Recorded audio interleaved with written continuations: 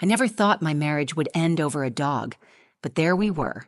Me standing in the kitchen, still in my pajamas, trying to hold back tears, while Bryce, my husband of 10 years, zipped up a suitcase like he was heading out for a business trip. Only this time, he wasn't coming back. He looked at me, cold, flat eyes, and said, "I'm taking Zeus. You get the kid." No goodbye, no discussion. Just that. Zeus is our golden retriever. We got him before our son Eli was born. He's practically part of the family, slept at the foot of our bed, chased Eli around the yard, even rescued socks from the laundry basket like it was his job, and Bryce just claimed him, like a piece of luggage. I remember standing there frozen.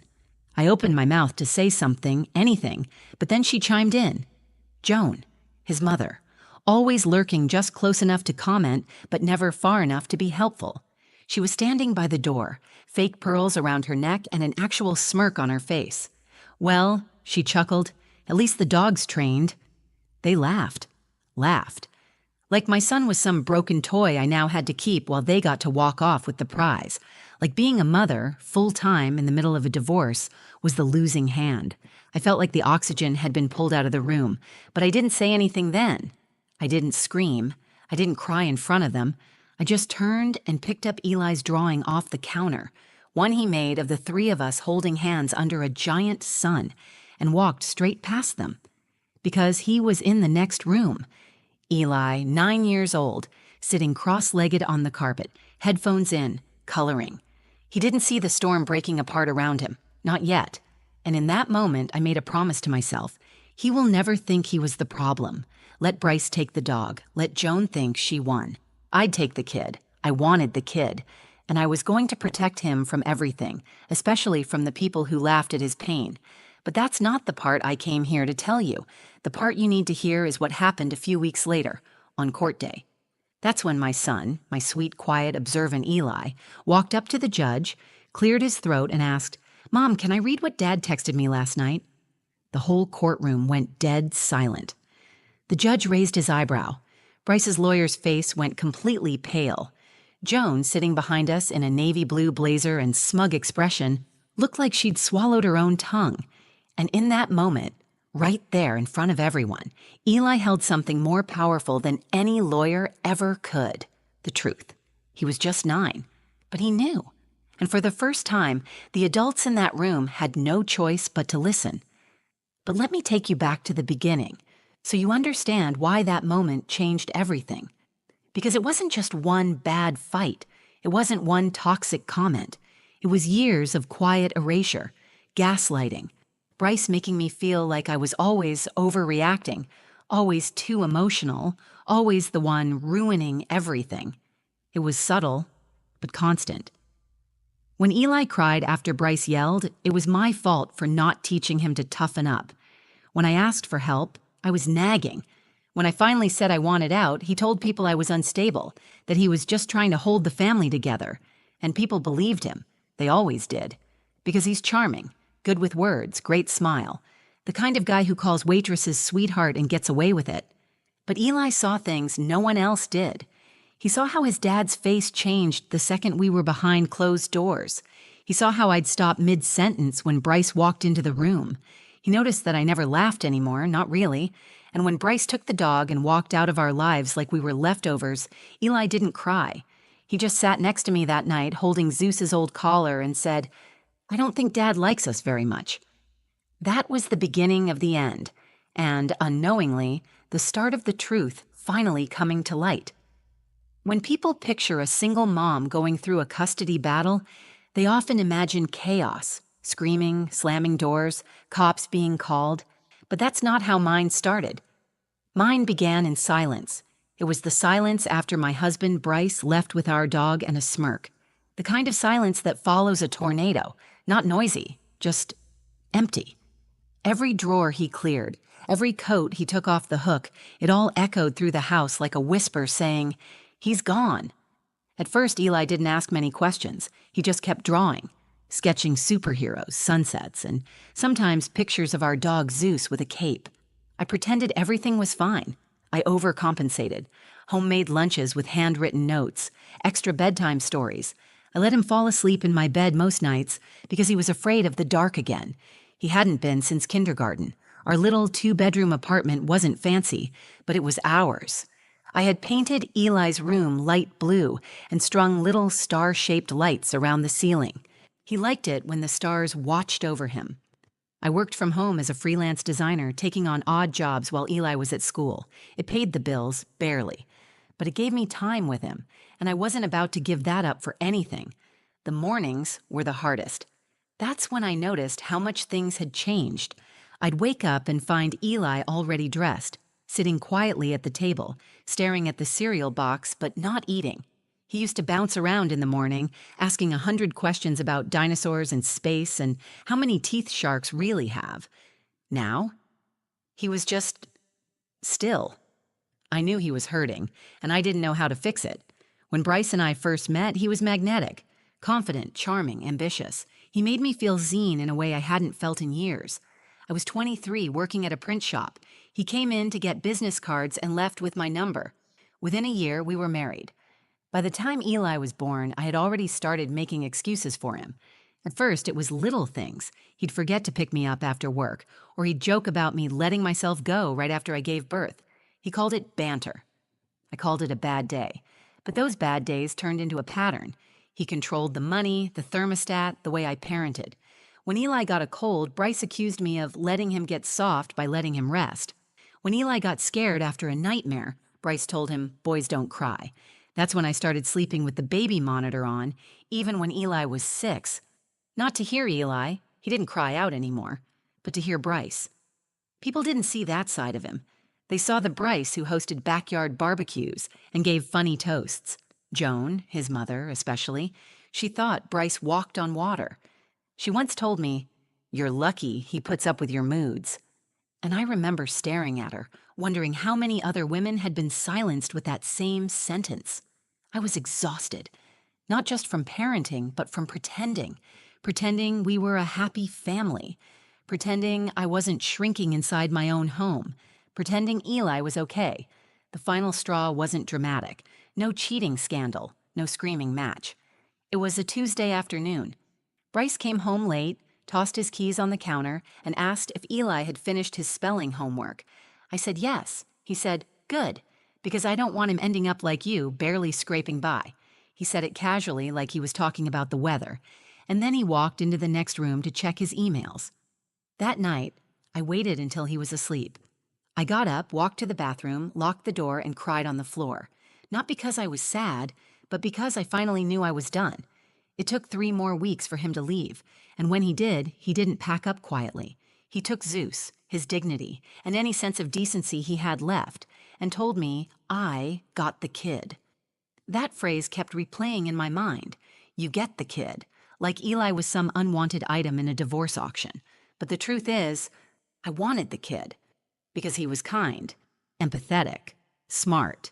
He saw people in ways adults couldn't. And if Bryce couldn't see the value in that, then Eli didn't need him. I didn't know then how much Eli had noticed. I didn't know how much he'd been holding in. But I'd find out. Soon. And so would the judge. The first custody meeting was in a sterile office downtown. Beige walls, leather chairs, a fake fern in the corner, designed to feel neutral. It didn't. Bryce walked in 10 minutes late, wearing a blazer and smiling like he was the one getting interviewed. Joan trailed behind him, uninvited, but smugly planted herself in the waiting area with a Tupperware of homemade banana bread she offered to the receptionist, like we were all one big happy family. I sat across from Bryce and watched him perform, polite, calm, the concerned father. He talked about routine, stability, and his deep commitment to Eli's well-being. Every word made my skin crawl because I knew who he really was behind closed doors. He wanted shared custody. Week on, week off, I was stunned. This man hadn't called Eli once since he left. Not a single FaceTime, not even a text. When he came to pick up his mail, he stood outside like a stranger and never asked how Eli was doing. And now he wanted half of Eli's life handed back to him like a pizza order. I tried to stay composed, but the words rushed out. He doesn't even check on his son. He doesn't show up. Why does he get half? Bryce leaned back and smiled. Because I'm his father. That's when I realized this wasn't about Eli. This was about control, about winning, about image. And Bryce wasn't doing it alone. Joan started inserting herself into everything. She'd email me passive-aggressively, just checking in to make sure Eli's eating enough greens. He's looking a little puffy in that school photo.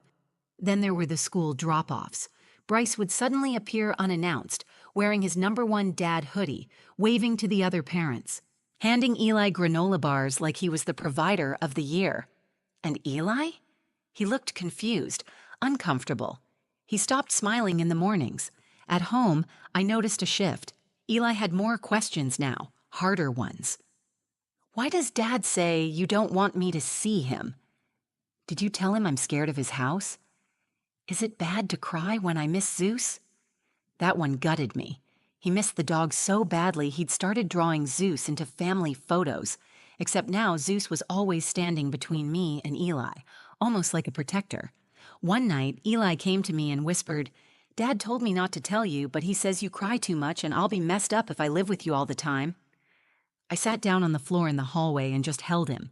I didn't cry, I wanted to, but I couldn't afford to give Bryce that satisfaction. Instead, I documented everything. I kept a journal, saved screenshots of every manipulative message. I made copies of the few emails Joan slipped up and sent directly. Things like, "If Eli doesn't learn discipline, he'll end up like your side of the family." Meanwhile, Bryce was getting bolder. He started sending Eli texts like, "Your mom says no again. Surprise." Or, "Wish I could see you more, but your mom wants to keep you away." It was textbook alienation. But trying to explain that to a judge? It felt like trying to prove a ghost existed. My lawyer, Denise, was careful but honest. She said, "Unless there's abuse or something solid on paper, judges like balance. They won't favor one parent without evidence." Evidence. That word haunted me, because most of the damage Bryce did wasn't through bruises or threats. It was through tone, through lies passed like candy, through erosion. Eli was being eroded. Still, the court date was set. I had 2 weeks to prepare.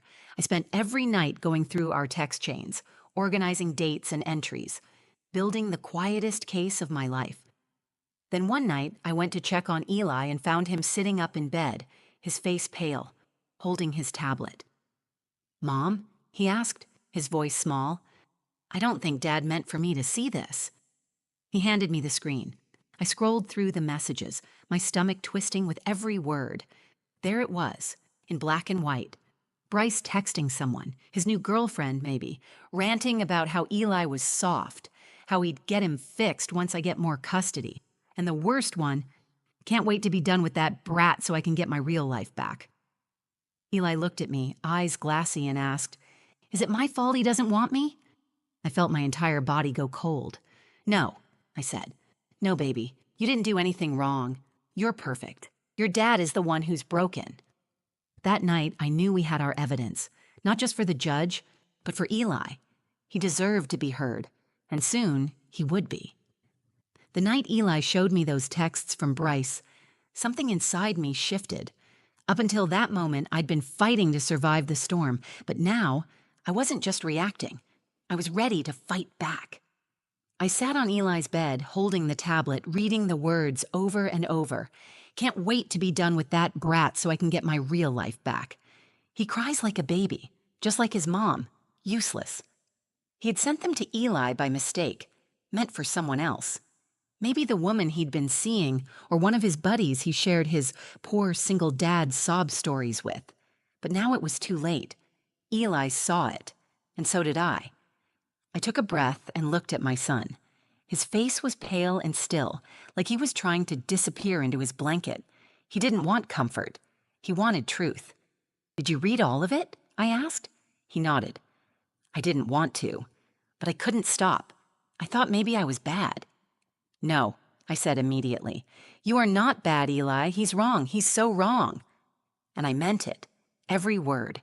This wasn't just about getting custody anymore.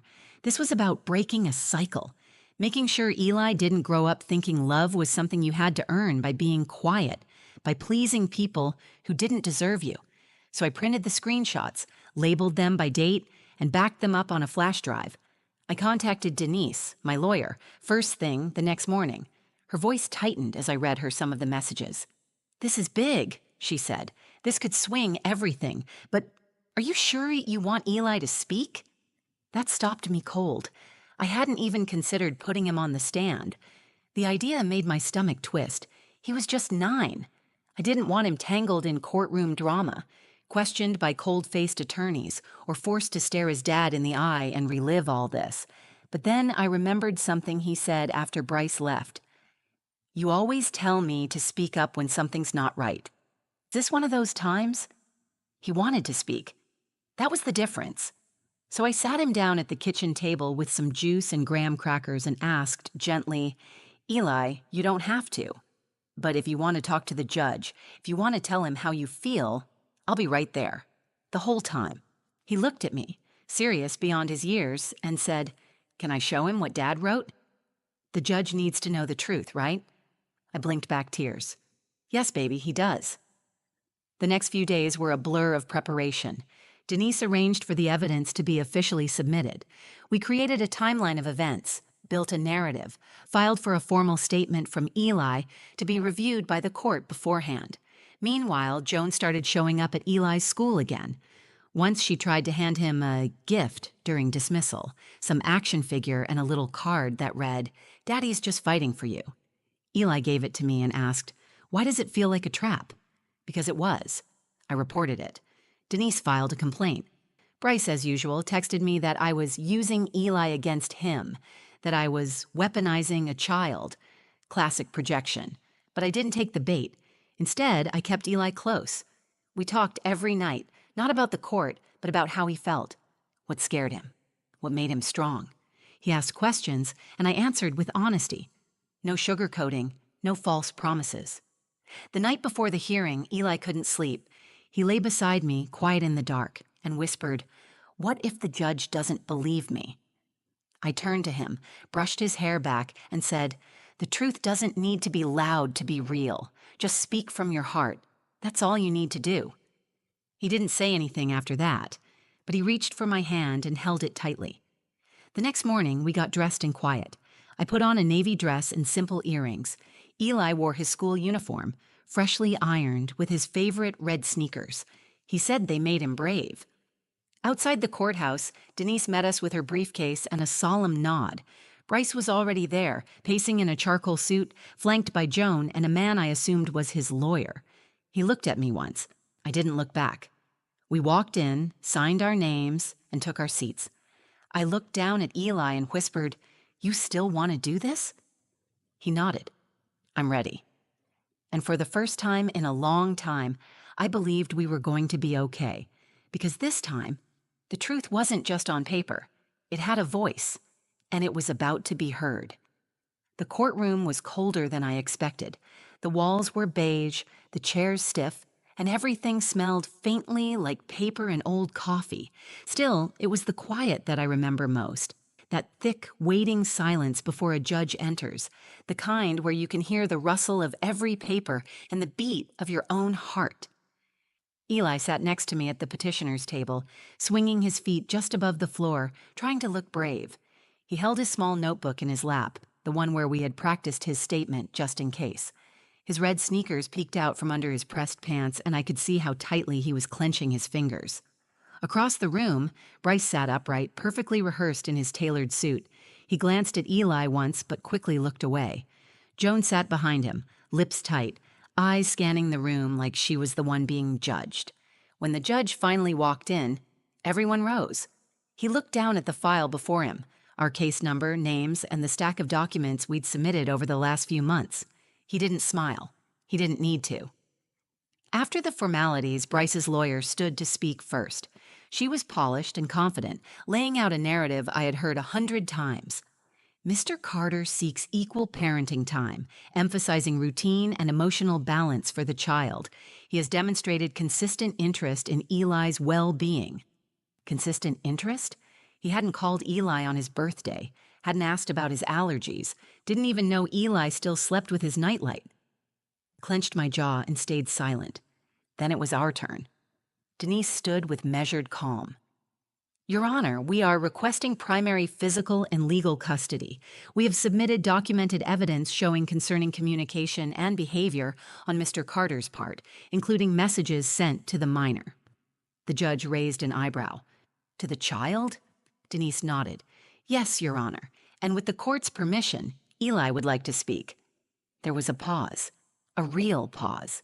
The judge leaned slightly forward. Are you sure, son? Eli glanced up at me. I gave the smallest nod, and he slowly stood. I want to say something, he said, his voice soft but clear. The judge gestured him forward. Come on up, Eli, take your time. He walked slowly to the front of the courtroom, notebook in hand. His hands trembled, but he stood tall, taller than I'd ever seen him stand. He opened the notebook and took a breath. My dad sent me some messages. I wasn't supposed to see them, but I did, and I think the judge should know. The room went still. Denise handed the bailiff the printed screenshots. The judge flipped through the pages as Eli read the words aloud from his copy. Can't wait to be done with that brat so I can get my real life back, Eli read, his voice catching. He looked at the judge. He was talking about me. A gasp came from somewhere in the gallery. Joan shifted in her seat, suddenly pale. Bryce's lawyer turned to him, her mouth slightly open. And Bryce, he just sat there staring at the table, jaw clenched like it might break. Eli kept going. He cries like a baby, just like his mom. Useless. He looked up again. My mom doesn't cry all the time. She's strong. She helps me when I'm scared, and I'm not useless. Silence. The judge folded his hands. Thank you, Eli. That was very brave. Is there anything else you want to tell me? Eli hesitated, then said, I don't want to live in a place where I feel like I'm a problem. I just want to feel safe. And that was it. He walked back to me, and I pulled him close, whispering, You did perfect. He nodded into my shoulder, holding on a little tighter than usual. The judge cleared his throat and looked directly at Bryce. Mr. Carter, he said, his tone sharpened, do you have any explanation for these messages? Bryce started to speak, but his lawyer quickly interrupted, requesting a brief recess. The judge denied it. I've seen enough, he said firmly. The court's responsibility is to act in the child's best interest, and based on the documentation, testimony, and this child's incredible honesty today, I'm awarding full physical and legal custody to Ms. Carter.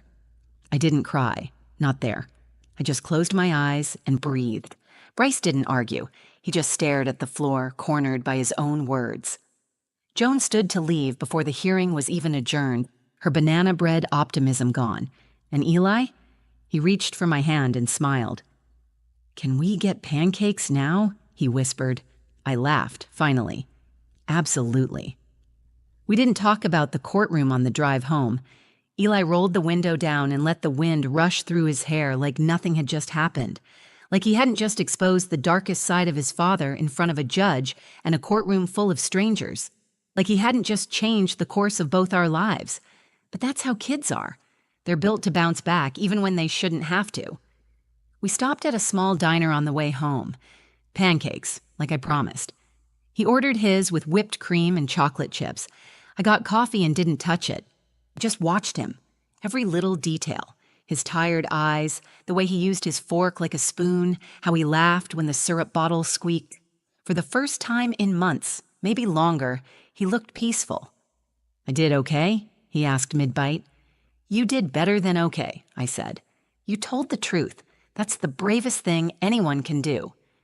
He smiled wide, mouth full of pancake, and went back to eating like he'd just won a trophy.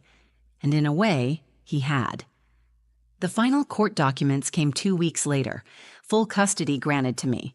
Supervised visitation only for Bryce, pending a family therapist's evaluation and ongoing monitoring, which meant he wouldn't be seeing Eli for a long time, maybe not at all unless he made drastic changes.